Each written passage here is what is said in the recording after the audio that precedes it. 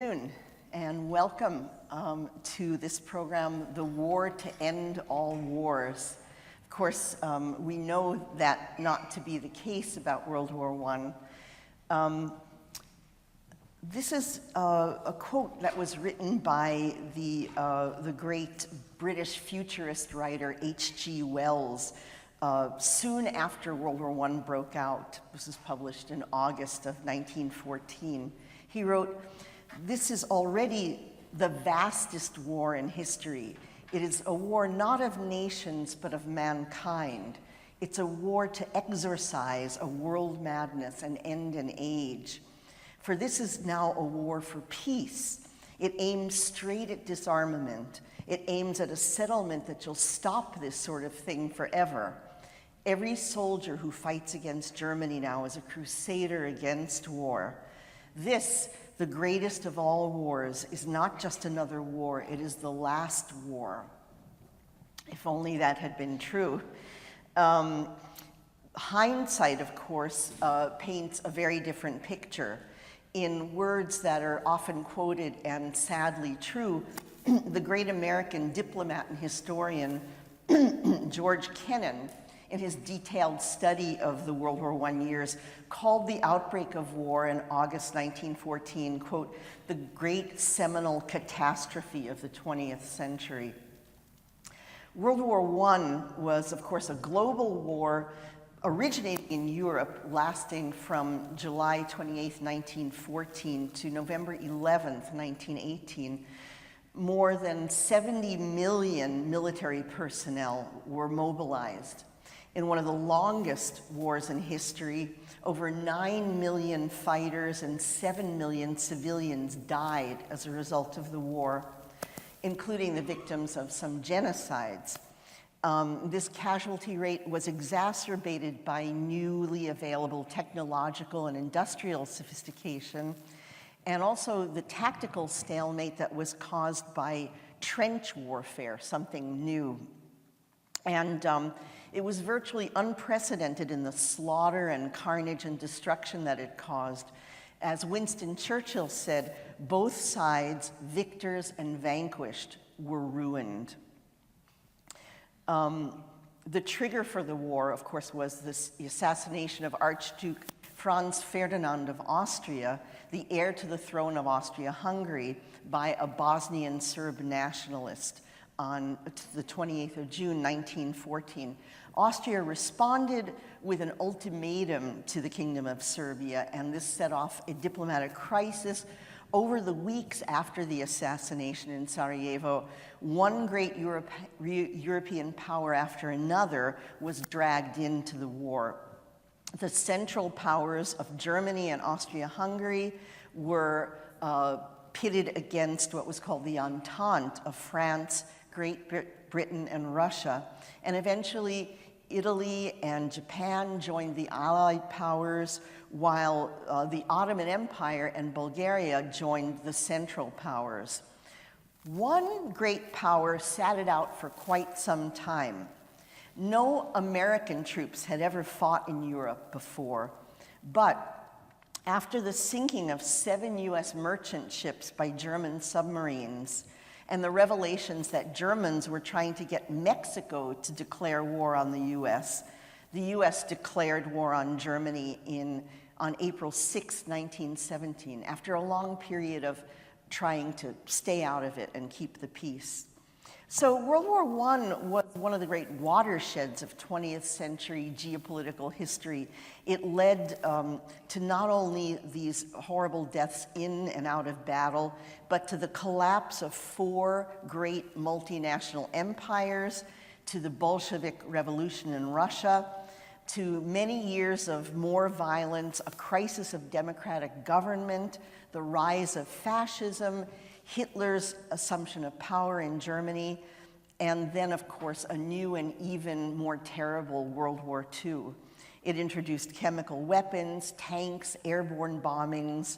It also, interestingly, brought millions of women into the workplace and hastened voting rights for women, which was perhaps one upside of this. Of course, it had a huge impact in the arts. The job of artists is always to respond and to hold a mirror to the world around them. And today's program offers a taste of diverse contemporaneous responses from a wide variety of poets and composers worldwide. These artists of the time took on this horrible threat as an opportunity. The British poet Rupert Brooke said, quote, "Many artists welcomed the onset of war as swimmers into cleanness leaping." Just a few days ago, actually, there was an article in the New Statesman by Michael Prodger, coinciding with a World War I art exhibit at the Tate in London. And it's called "After the Bullets, the Brushes: How the First World War Transformed Art." And he wrote in this article, "A short and sharply brutal conflict was just what art needed, finally, to euthanize the past. A new and modern art lay just on the other side. The war offered the artists the choice to be either a propagandist or a witness." It's a very interesting perspective, which I think is reflected very much in today's program of music. We'll hear examples of both of these. Poetry and music, mostly by people who lived in this war and some who died in this war, along with some settings of World War I poetry by later composers eager to remind their contemporaries of the devastation that war can bring. So we see that the war brought a variety of responses from artists, especially poets. There was very notably a group of poets in Great Britain during World War I who were known as the trench poets, people, young men who actually served in the army and many of whom lost their lives. Perhaps the most famous among them was Rupert Brooke, an English poet that was noted for his idealistic war sonnets. He enlisted in the army right at the outbreak of World War I in August 1914, and he came to public attention soon after that, the following year, when the Times Literary Supplement published a couple of his poems, including The Soldier, a very famous one, which then was read from the pulpit at St. Paul's Cathedral in London on Easter Sunday in 1915. Brooke sailed that year in 1915 with the British Mediterranean Expeditionary Force. Unfortunately, he developed sepsis from a mosquito bite, and he died on the 23rd of April, 1915, on a French hospital ship moored off of a Greek island on his way to Gallipoli. We know what happened there. We hear on the program today his poem, Blow Out, Trumpets, which was set by his contemporary, the English composer John Ireland. Another of these trench poets, Siegfried Sassoon, was also a poet, a writer, and a soldier from a rather aristocratic Jewish English family.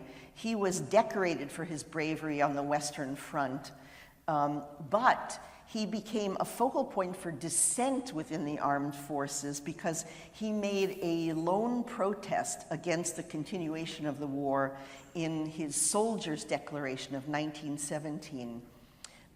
That culminated into his admission into a military psychiatric hospital.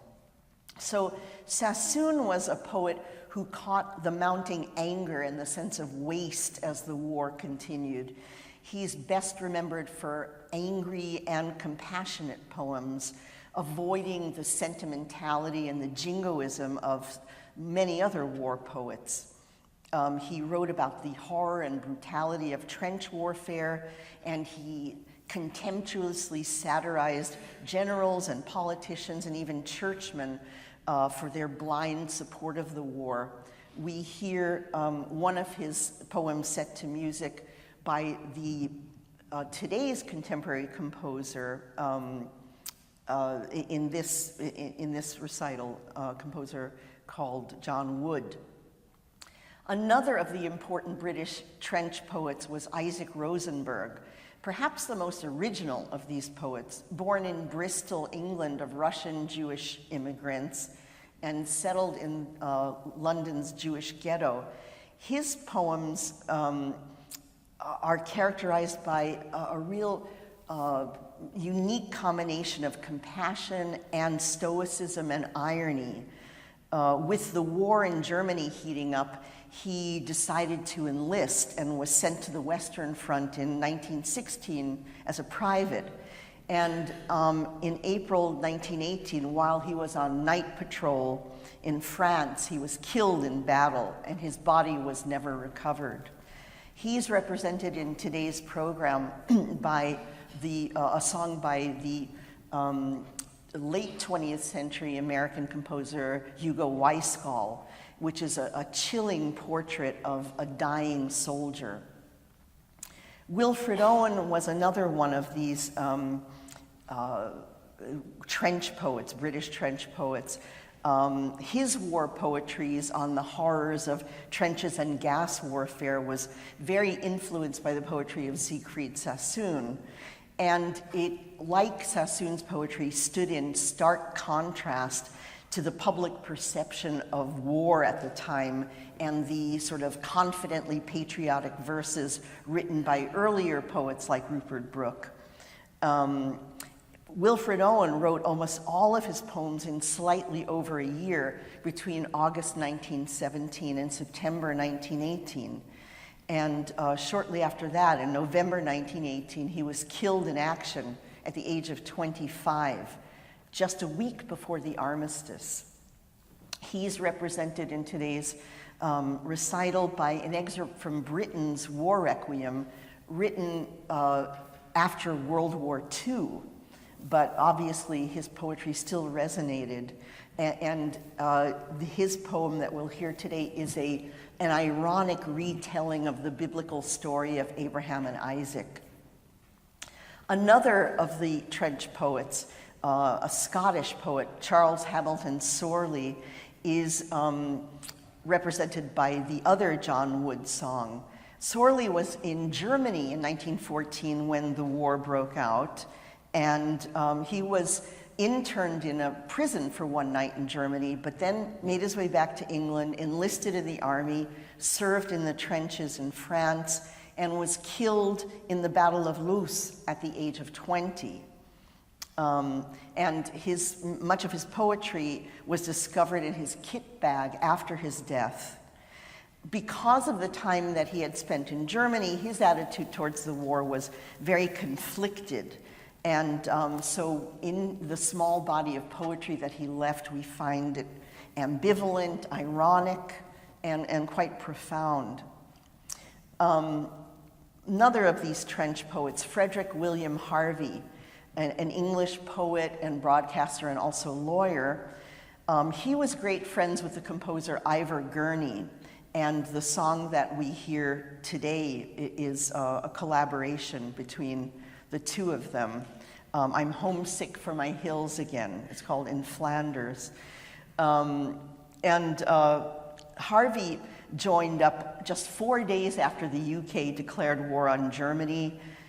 He was posted to France in 1915, became a war hero that same year, returned to England for officer training, but then after returning to France to the front, was captured in 1916 and spent the remainder of the war in prisoner of war camps. So Gurney, after the war, they resumed their creative collaboration, but this collaboration was cut short by Gurney's mental breakdown in 1922 as a result of his war injuries and his horrible experiences in the war. There was a Canadian trench poet named Lieutenant Colonel John McCrae, a poet, a physician, an artist, and a soldier in World War I. He was a surgeon during the war in Belgium, and he's best known for writing the very famous war memorial poem In Flanders Fields, on which many, many songs are based. We're going to hear one of them today, one by Charles Ives. Various legends have come up about the inspiration for this poem, but the most commonly held idea about this is that he wrote in Flanders Fields in 1915, the day after presiding over the funeral of a friend of his who'd been killed in battle, and that the poem was written as he sat on the back of a medical field ambulance. We find the poppy, the idea of the flower, the poppy, is a central feature of this poem, and many other poems that imitated it during these war years. Apparently, poppies grew in great numbers on the spoiled earth of the battlefields and cemeteries of Flanders. In 1855, a British historian, Lord Macaulay, had written about this. He said, "The soil, fertilized by 20,000 corpses, broke forth into millions of poppies. The traveler on the road who saw that vast sheet of rich scarlet could hardly help fancying the figurative prediction of the Hebrew prophet was literally accomplished, that the earth was disclosing her blood and refusing to cover the stain." So that's why the image of the red poppies in Flanders Fields has been such a potent one for poets and musicians. Again, we'll hear Charles Ives' setting of, in Flanders Fields, one of his 3 songs of war that he composed in May 1917. The poems of 2 of those, also of He Is There, are by John McCrae, this Canadian surgeon poet.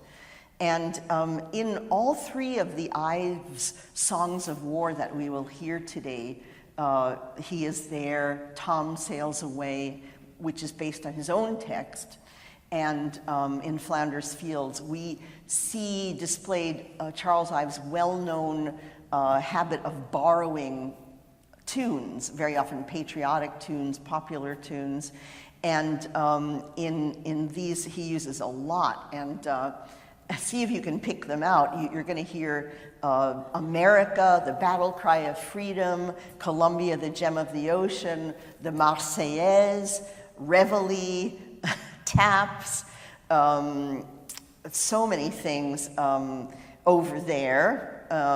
Marching through Georgia, the Star-Spangled Banner, tenting on the old campground, Yankee Doodle, etc. You'll hear all of these tunes sifting through the 3 Ives songs, some more subtly and some not very subtly at all. The great Ives scholar John Kirkpatrick, he pointed out Ives's paradoxical nature. He said, Charlie was a passionate pacifist, but he could get fightin' mad about his pacifism. And we hear that in the song He Is There. To go to the other side of the coin, before we do, I wanted also to mention a French poet of this era, Guillaume Apollinaire, a playwright, art critic, poet, actually born in Italy to a Polish mother, but he's the guy that's credited with coining the term surrealism, and he was a real mover and shaker in that very radical movement of art. But he joined the French army in December 1914 and was posted to the front in April 1915. Now, all of his artsy friends thought this was a really crazy idea, that Apollinaire did not have the constitution to be a soldier, but actually he thrived, he loved it. He wrote about how, and he was a little older than, he was 35 when he enlisted, and not even legally a French citizen, but he absolutely thrived on it. But unfortunately, in 1916, he received a shrapnel wound to his temple. And of course, he was then invalided out of the army. And he was very much weakened by his wound and was never the same afterwards, and died in the Spanish flu pandemic of 1918. Francis Poulenc, who wrote during the Second World War, was a great fan of Apollinaire's work, and we hear Bleuet, one of Apollinaire's war poems set to music by Poulenc. Debussy is part of this program as well. We hear a song by Debussy, a Christmas carol to children who no longer have homes, set to his own verse. This song was made in the First World War by Debussy. It's a condemnation of the occupation of France by Germany. Now, Debussy this is the last song he ever wrote. He was suffering from cancer and composed very little during this time. And he wrote this just in the few days before an operation for cancer that he had on December 7th, 1915. The text is a prayer said by French children, orphaned and homeless, who call on the child Jesus to avenge them.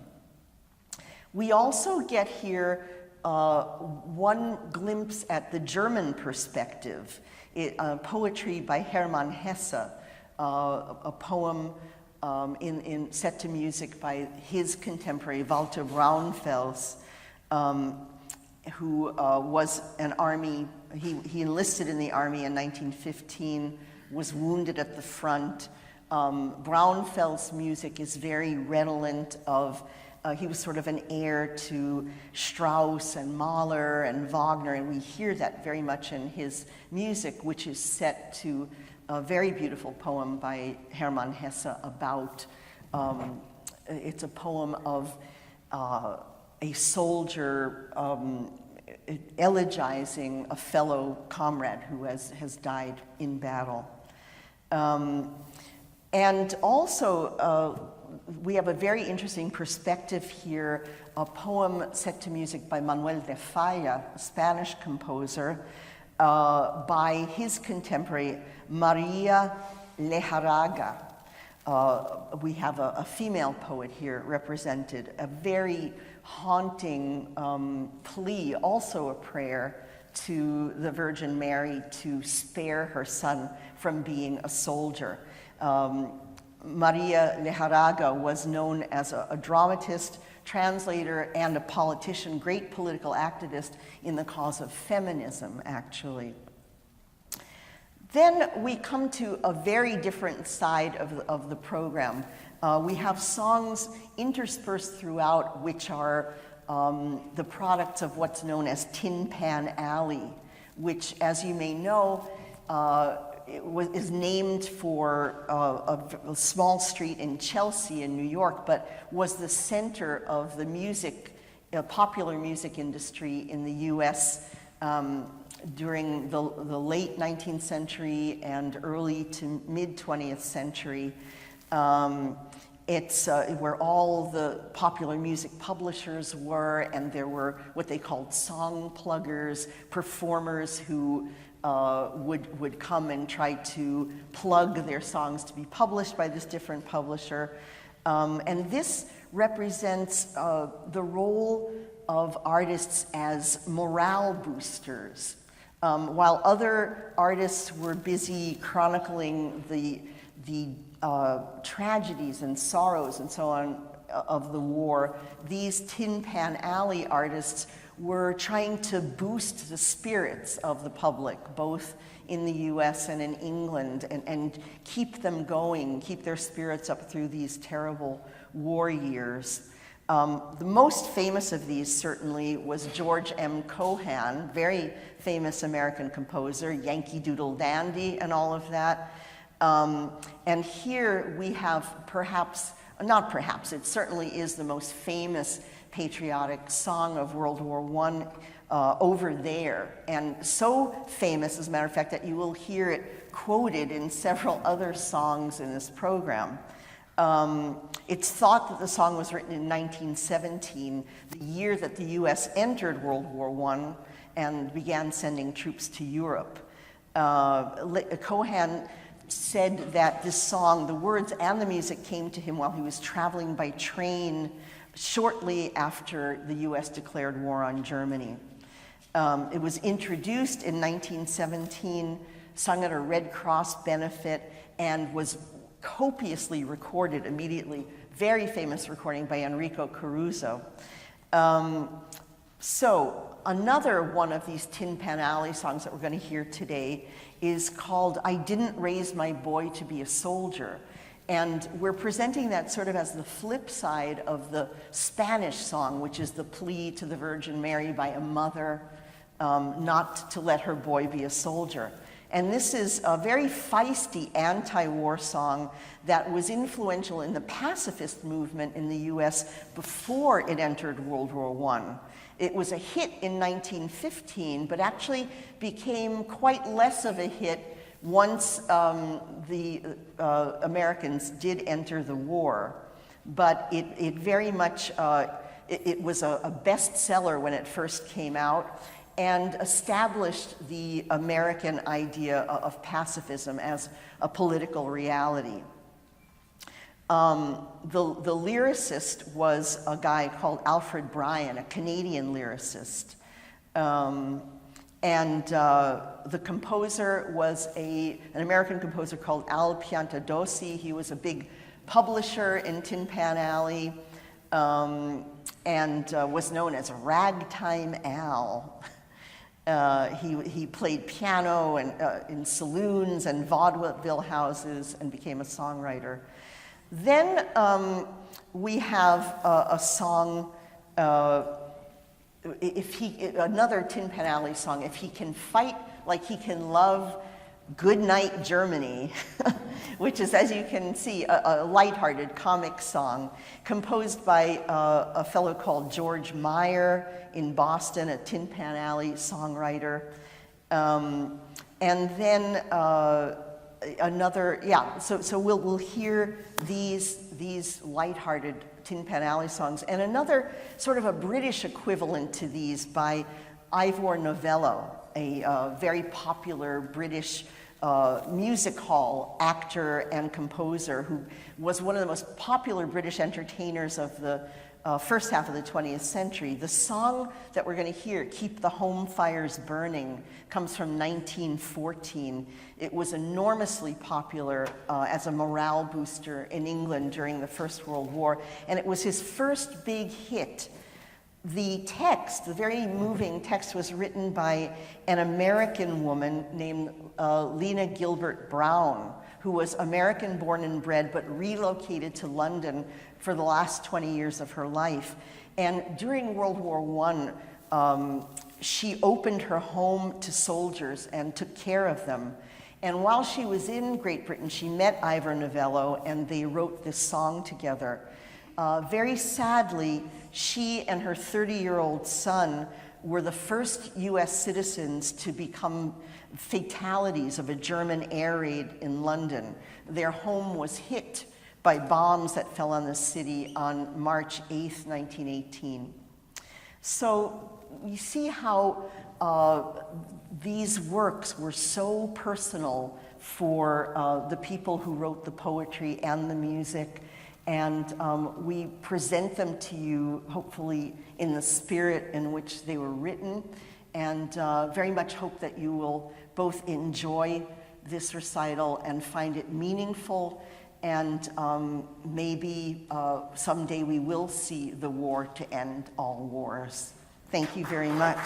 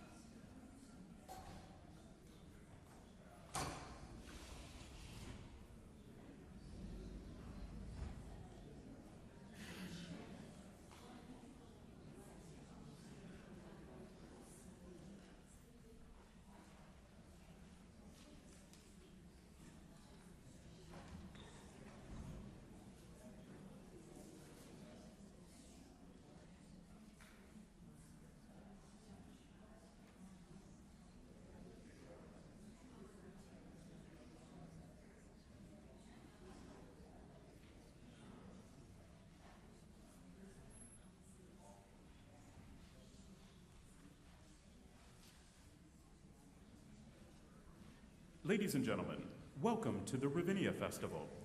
Please note that the taking of photographs, including the use of camera phones and the use of audio or video equipment, is strictly prohibited. As a courtesy to the artist and your fellow patrons, please ensure that all mobile phones, pagers, and anything with an on-off switch have been silenced. We appreciate your consideration. Thank you for making it a great day at Ravinia.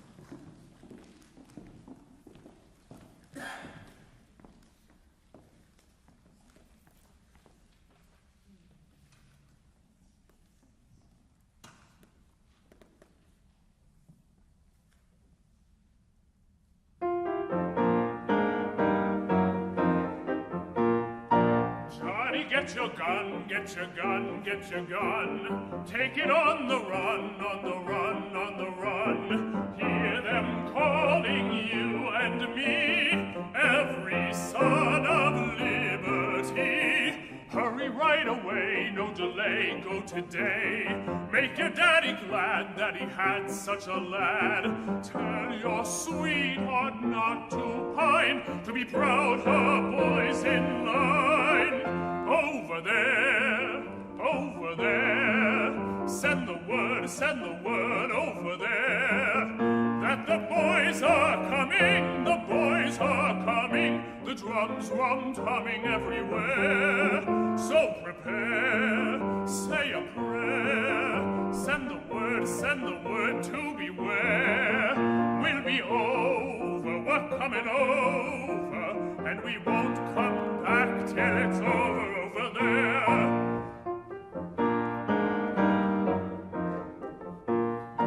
Johnny, get your gun, get your gun, get your gun. Johnny, show the Hun who's a son of a gun. Hoist the flag and let her fly. Yankee Doodle, do or die. Pack your little kit, show your grit, do your bit. Yankee to the ranks from the towns and the tanks. Make your mother proud of you and the old red, white, and blue. Over there, send the word over there. That the boys are coming, the boys are coming. The drums rum-tumming everywhere. So prepare, say a prayer. Send the word to beware. We'll be over, we're coming over, and we won't come back till it's over there.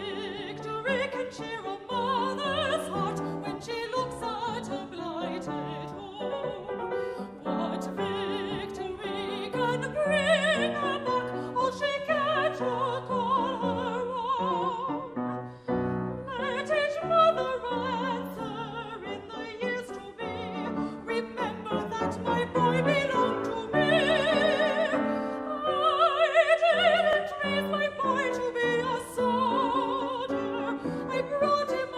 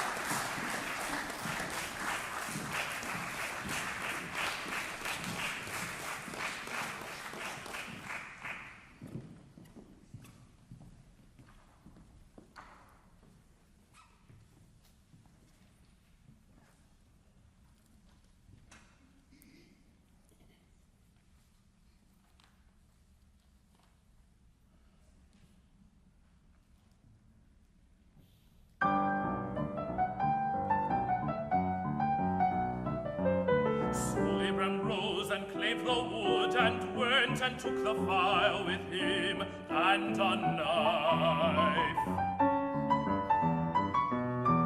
And as they sojourned both of them together, Isaac the first was spake and said, My father, my father,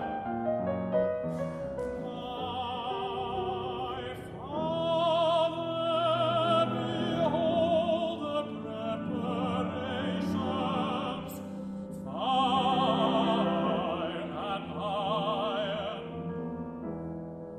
But where the lamb for this burnt offering?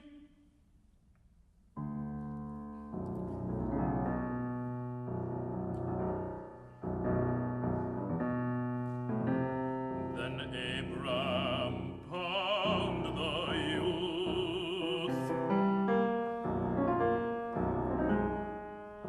with belts and straps,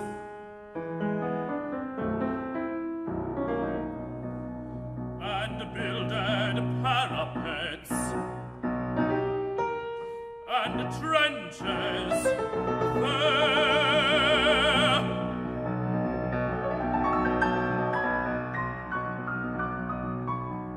and stretched forth the knife to slay his son.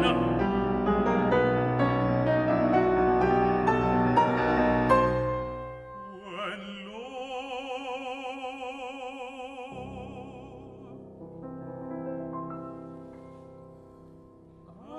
an angel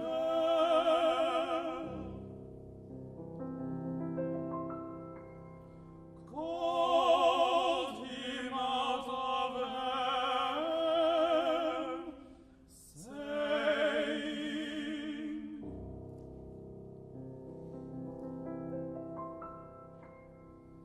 Lay not thy hand upon the lad, neither do anything to him.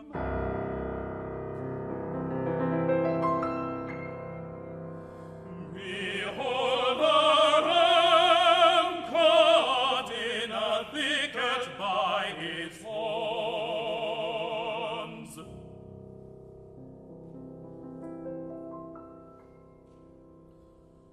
Offer the ram of pride instead of him.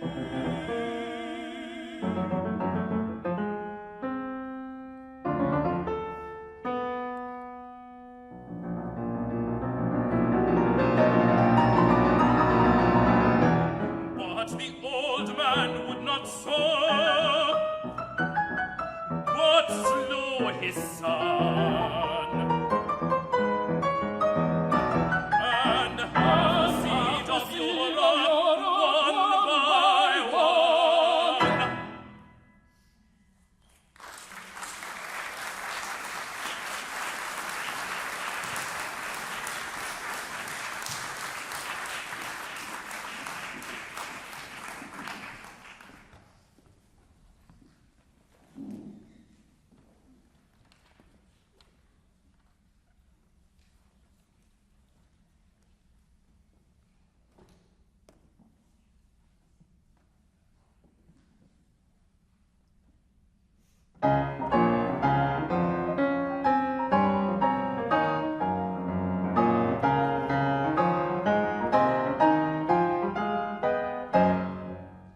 Oh, the hills and vales along, earth is bursting into song, and the singers are the chaps who are going to die perhaps, who are going to die perhaps.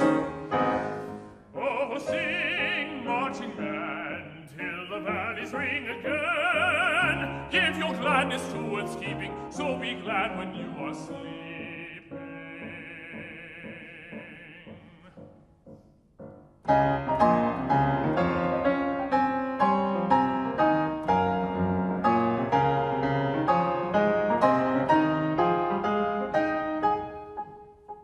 cast away regret and rue. Think what you are marching to. Lately, great past, Jesus Christ and Barabbas were found the same day. This died that went his way. So sing with joyful breath, for why you are going to death, teeming earth will surely store the gladness that you pour.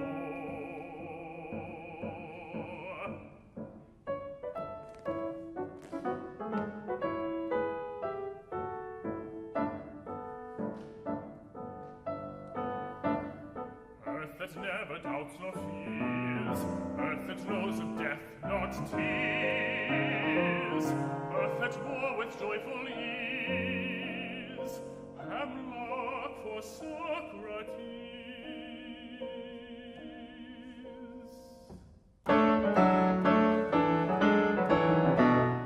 Earth that blossomed and was glad beneath the cross that Christ had shall rejoice and blossom too when the bullet reaches you, when the bullet reaches you. Wherefore men marching on the road to death sing, pour your gladness on earth's head, so be merry, so be dead.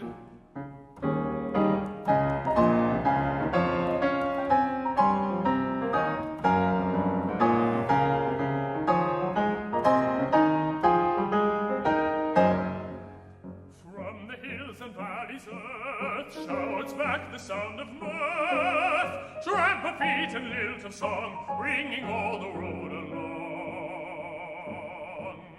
Oh, the music of their going, ringing, singing, gladsome throwing, earth when echo still when foot lies numb and voice mute. On marching men on, to the gates of death with song, so your gladness forth sweeping, so you may be glad though sleeping. Strew your gladness on earth's bed, so be merry, so be dead.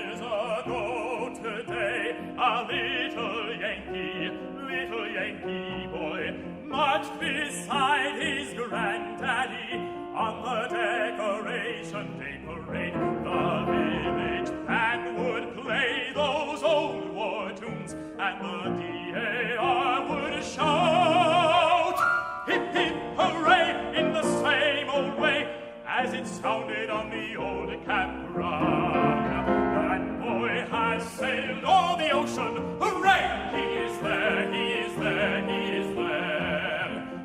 Fighting for the right, but when it comes to might, he is there, he is there, he is there. As the Allies beat up all the warlords, he'll be there, and then the world will shout the battle cry of freedom, tenting on a new campground.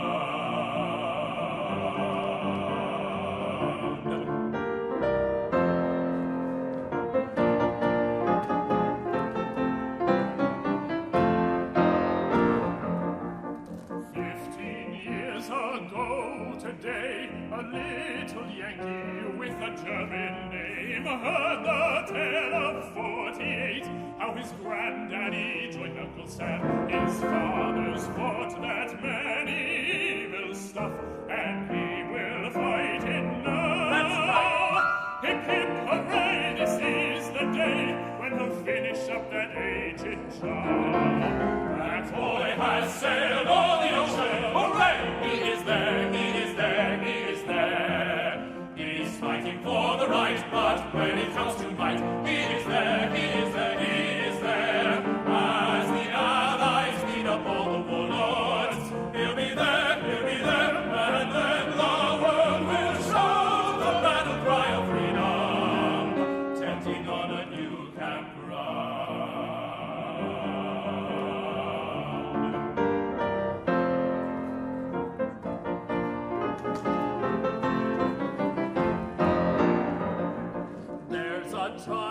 every life when it's do or die. And our Yankee boy does his bit that we may live in a world where all may have a say. He's conscious always of his country's aim, which is liberty for all. Hip hip hooray is all he'll say as he marches to the Flanders front. That boy has sailed o'er the ocean, hooray! He is there, he is there, he is there. He's fighting for the right, but when it comes to fight, he is there, he is there, he is there. As the Allies beat up all the warlords, he'll be there,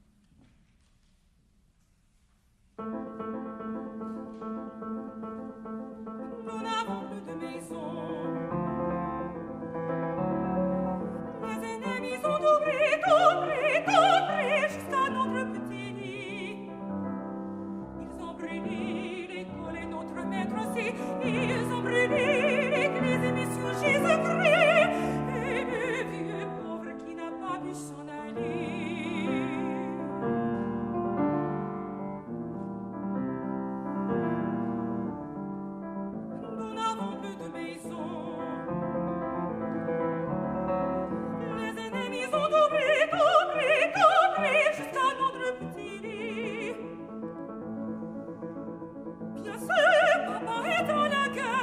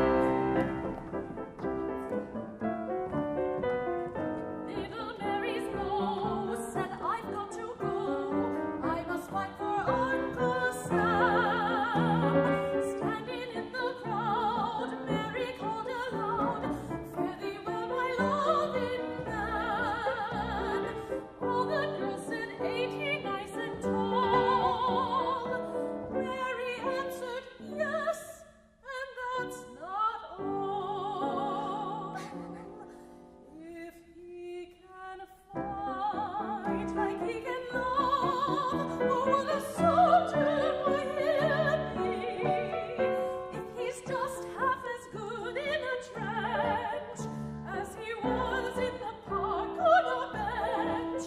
Then every Hun had better run and find a great big linden tree. I know he'll be a hero over there, 'cause he's a bear in any Morris chair. And if he fights like he can love, why then it's good night, Germany.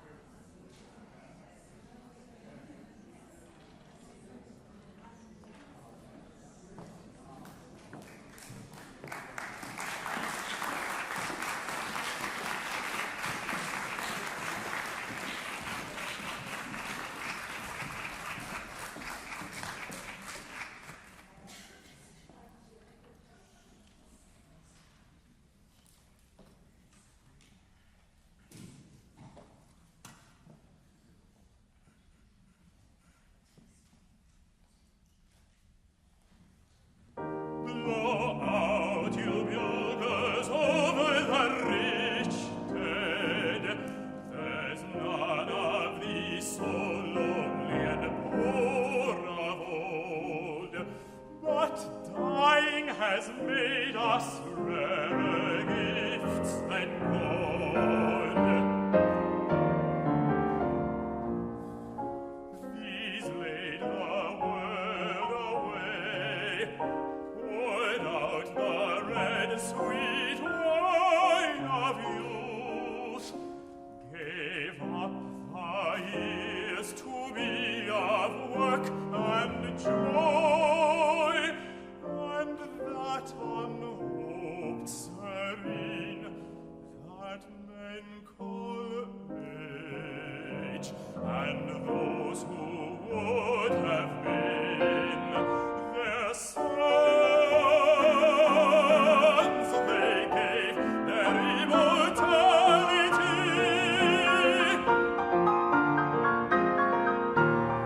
Blow, bugles, blow.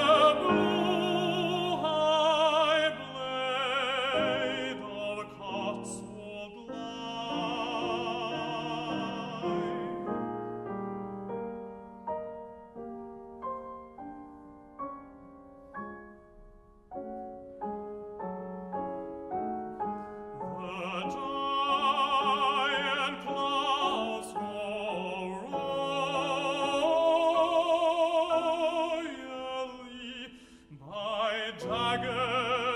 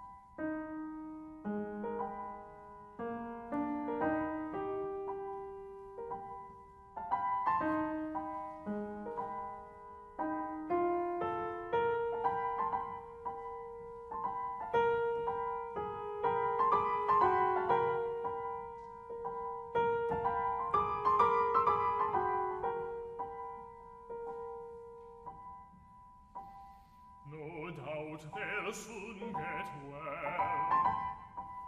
The shock and strain have caused their stammering, disconnected talk. No doubt they'll soon get well. The shock and strain, no doubt.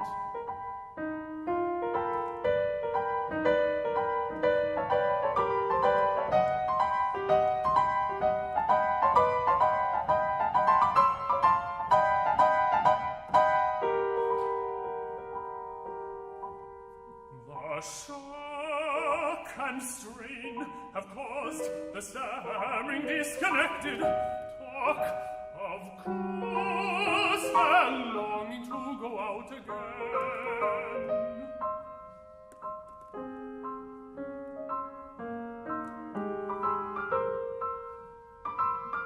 These boys with old skin faces longing to walk.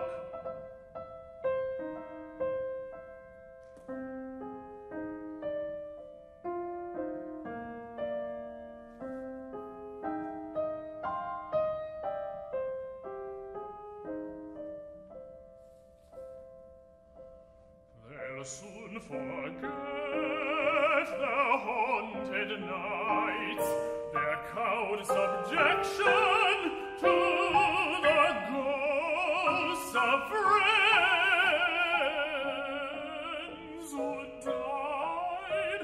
who died.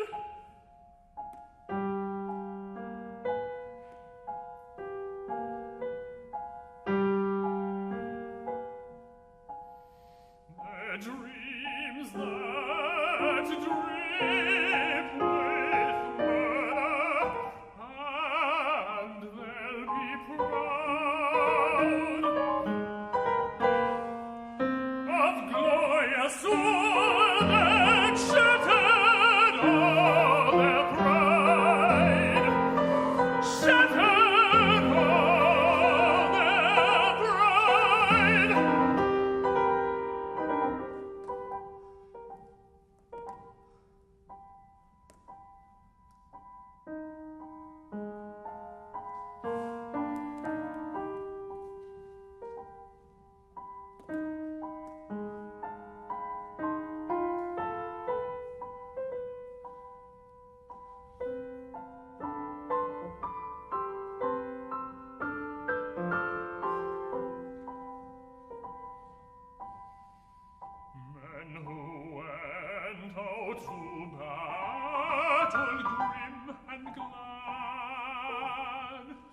Children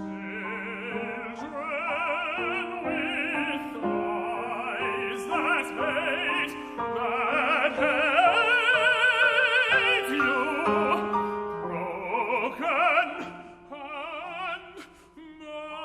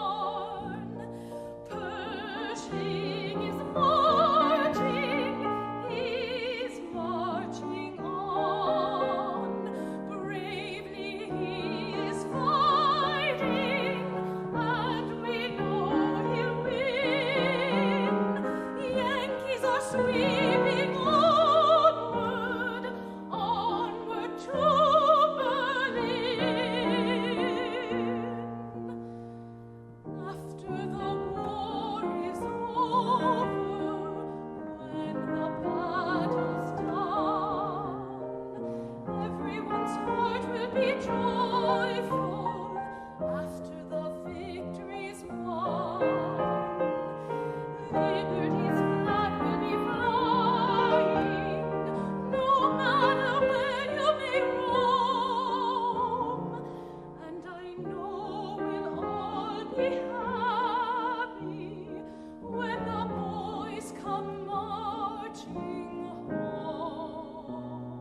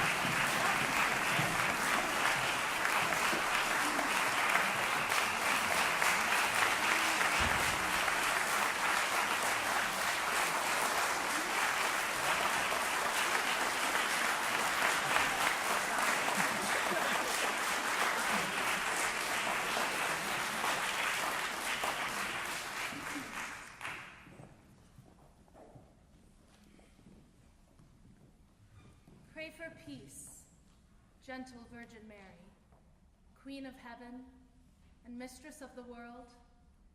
In your courtesy, have the saints pray too, and address your Son, begging His Highness to deign to look on His people, whom He has redeemed with His blood, and to end war, which destroys all. Do not grow weary of our prayers. Pray for peace, the true treasure of joy.